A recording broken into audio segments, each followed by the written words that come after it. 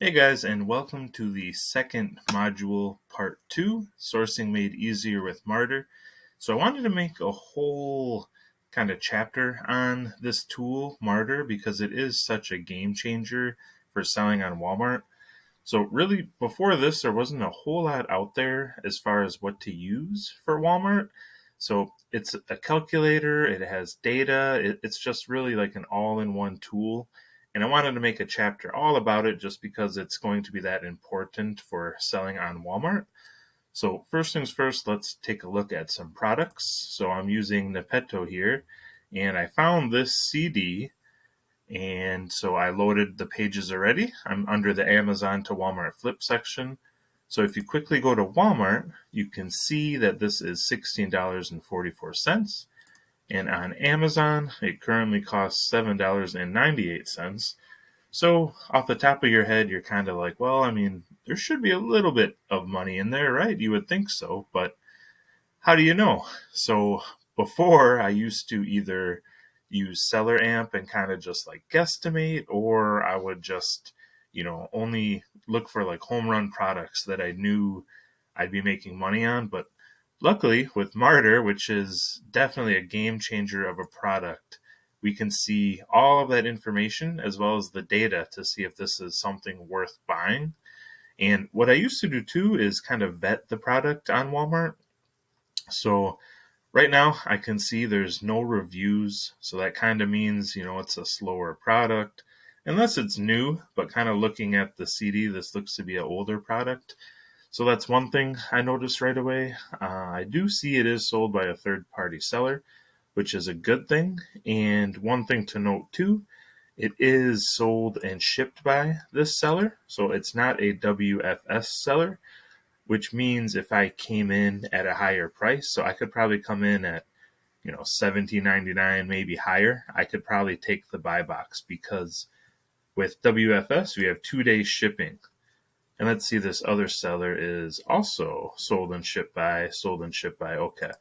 But instead of kind of taking this time to look through this whole side, you can open Marter, and they have a Chrome extension up here as well. And this is going to pull all the information here for you. And I'm going to have several modules covering this tool because this tool is just very unique to selling on Walmart. And like I said earlier, it's a game changer. It's something that's going to make it so much easier for you to sell on the platform. So it shows the UPC, dimensions, any badges, any reviews, ratings. So you can see right away 0 reviews. So it's kind of like, okay, so this product might not be moving. And the cool thing here too, so it shows who's currently in the buy box. That seller, their rating, so it looks like they're a big seller and not using WFS. 3 total sellers on the listing. Here's the referral fees, WFS cost. And so let's input our cost price, which was $7.98. And look at that. So we can see it would be 31% ROI, about a $2.50 profit if I decided to buy this product. And looks like this is really cool too, a price history chart for this product.